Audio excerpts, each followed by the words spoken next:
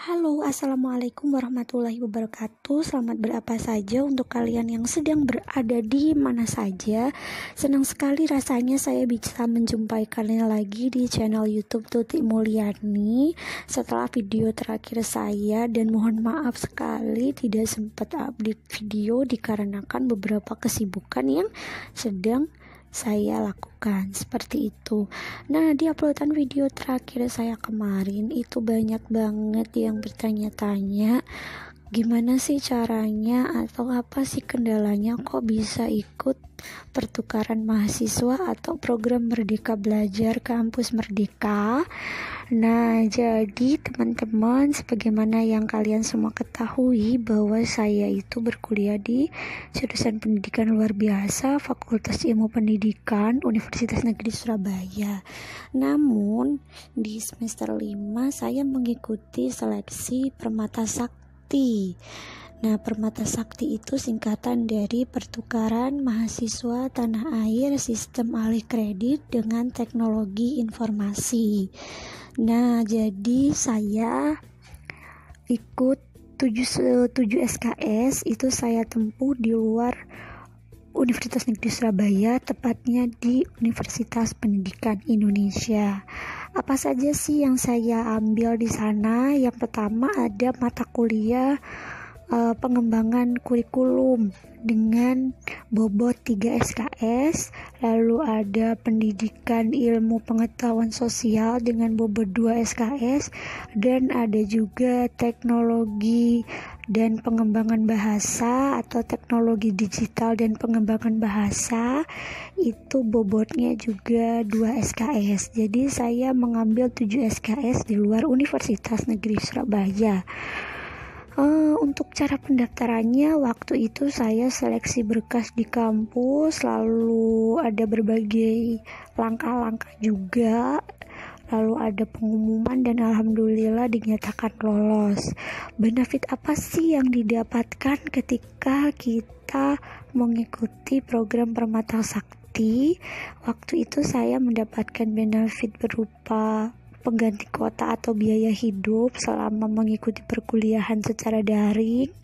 Lalu juga kita akan dapat bukti sertifikat bahwa kita sudah mengikuti program Permata Sakti. Lalu kita juga akan dapat KHS dan transkrip nilai dari kampus yang kita ikuti, dan bisa kita konversikan juga ke mata kuliah di kampus atau universitas asal kita. Wah, luar biasa juga ya. Dan yang pasti pengalaman-pengalaman seru, teman-teman baru, dan juga apa yang tidak kita dapatkan di kampus asal, serta banyaklah pokoknya ya. Jadi kita bisa sekalian studi banding nih teman-teman tentang gimana sih rasanya kuliah di luar jurusan, di luar universitas, karena kebetulan mata kuliah yang saya ambil itu tidak ada yang di jurusan pendidikan luar biasa. Kalau untuk pengembangan kurikulum saya ngambil di jurusan teknologi pendidikan. Untuk pendidikan ilmu pengetahuan sosial saya ngambil di jurusan pendidikan IPS memang. Terus untuk bahasa itu saya ambil di jurusan bahasa Jerman seperti itu. Jadi teknologi digital dan pembelajaran bahasanya saya mengambil di jurusan bahasa Jerman. Jadi itu benar-benar struggling banget untuk saya, terutama saya yang tunanetra ya. Jadi gimana sih kita bisa menyesuaikan diri, karena di itu akan kita hadapi dua model pembelajaran, yaitu sinkronus dan asinkronus, atau tatap muka dan non tatap muka. Kalau untuk tatap muka biasanya kita menggunakan virtual Zoom meeting, sementara kalau untuk non tatap muka itu ada 3 media teman-teman yang digunakan. Yang pertama ada WhatsApp group, ada juga kita menggunakan Google Classroom, dan yang ketiga ini kita memakai Spada UPI. Spada itu singkatan dari Sistem Pembelajaran Daring yang dimiliki oleh Universitas Pendidikan Indonesia.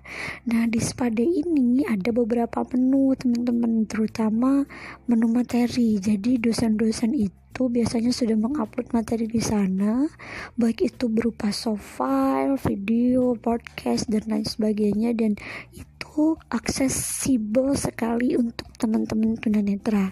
Lalu juga ada forum diskusi di dalamnya, jadi kita bisa berdiskusi antar teman, tapi biasanya dosen memberikan topik terlebih dahulu lalu kita menimbrung di dalam diskusi.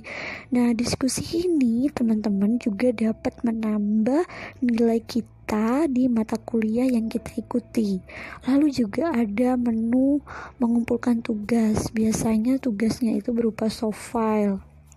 Lalu juga ada menu tes teman-teman, jadi kita bisa mengikuti tes setiap habis selesai mata kuliah itu di menu tersebut. Lalu juga ada menu absensi. Lah, untuk UTS dan UAS, untuk mata kuliah saya yang saya ikuti di pengembangan kurikulum, itu kita menggunakan pada UPI ini. Jadi kita bisa mengikuti UTS dan UAS di dalamnya dengan estimasi waktu yang sudah ditetapkan. Seperti itu. Dan merupakan pengalaman tak terlupakan buat saya. Tapi teman-teman, ketika teman-teman mengikuti program ini, ada output yang harus teman-teman hasilkan. Salah satunya adalah video yang saya upload kemarin. Tujuannya apa? Supaya kita bisa mengenalkan budaya tempat asal kita ke teman-teman yang juga mengikuti program Permata yang dari universitas-universitas lain, bahkan dari pulau-pulau lain yang ada di Nusantara. Wah, luar biasa bukan? Gimana? Kalian tertarik tidak untuk mengikuti program Permata yang diadakan oleh kementerian? Luar biasa pokoknya ya teman-teman. Nah, semester 6 ini juga saya mengikuti MBKM lagi ya, atau program Permata lagi, tapi dengan pengalaman yang berbeda dan akan saya jelaskan di video-video berikutnya. Terima kasih sudah mendengarkan podcast ini. Jangan lupa like, subscribe, comment, and share. Selamat berapa saja untuk kalian. Sehat selalu, stay safe, stay healthy. Assalamualaikum warahmatullahi wabarakatuh.